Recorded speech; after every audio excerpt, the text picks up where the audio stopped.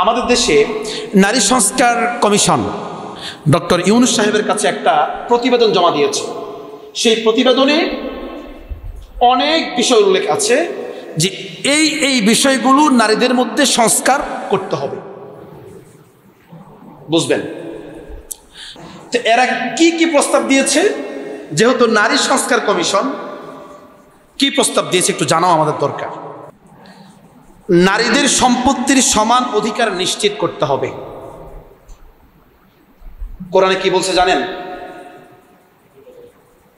কোরআনে বলেছে ছেলে পাবে 2 ভাগ, মেয়ে পাবে, ছেলে যতটুক পাবে মেয়ে কতটুক পাবে? তার অর্ধেক। এই কথার উপর কোনো সন্দেহ আছে আপনাদের? বলেছেন কে? আওয়াজ দিয়ে বলেন না। আচ্ছা আপনারা বলেন, একজন নারী সংস্কার কমিশন সরকার কি এই প্রতিবেদন দিয়েছে, এই যে এই প্রস্তাবটা ইসলামের পক্ষে নাকি বিপক্ষে? আওয়াজ দিয়ে বলেন। মানে আপনারা কি এদের পক্ষে নাকি? আমার বুঝলে কিন্তু জবাব দিবেন।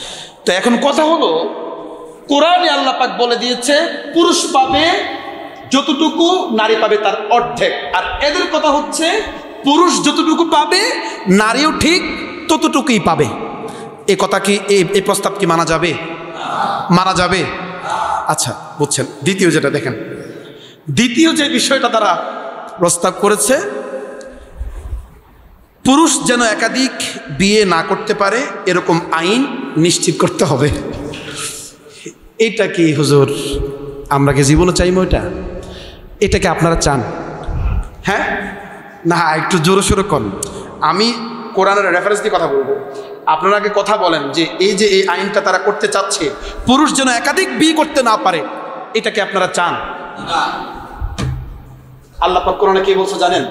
ফানকিহু মা তাবা লাকুম মিনান নিসাই মাসনা ওয়া সুলাসা ওয়া রুবা।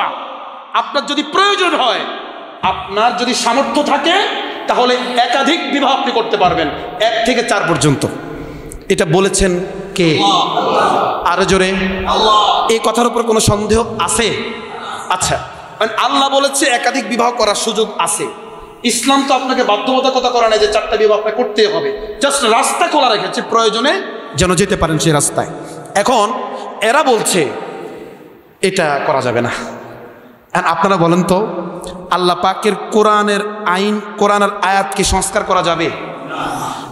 দেশ সংস্কার হবে, রাষ্ট্র সংস্কার হবে, আমাদের সমাজ সংস্কার হবে, প্রতিষ্ঠান সংস্কার হবে, ব্রিজ সংস্কার হবে, সব সংস্কার হবে, কিন্তু আয়াত সংস্কার হতে পারে? সময় কম আমাদের।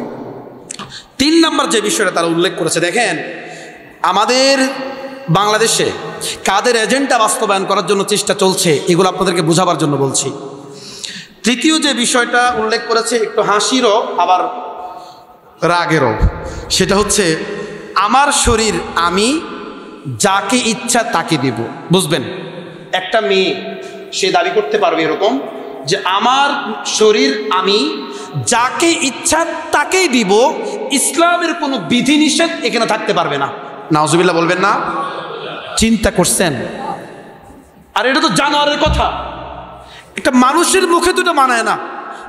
মানুষ হচ্ছে আশরাফুল মাখলুকাত, এটা কুকুরের মুখে মানায় এ কথা, মানুষের মুখে তো এই কথা মানাইতে পারে না। এরা হচ্ছে আমাদের সুখের ঠিকানা। নারী সংস্কার কমিশন এরা সংস্কার করবে, 18 কোটি মুসলমানের মধ্যে এরা সংস্কার করতে এসেছে। আমাদের শরীরে যতদিন পর্যন্ত রক্ত থাকবে বা আমরা মৃত্যুর আগ পর্যন্ত আমাদের কোরআনের কোনো একটা আয়াত সংস্কার করবে, এটাকে আমরা কোনোদিন চাইবো? এই আয়াতটা এটা সংস্কার চাই। আরে মিয়া, সব সংস্কার হবে কিন্তু আয়াত সংস্কার হতে পারে না।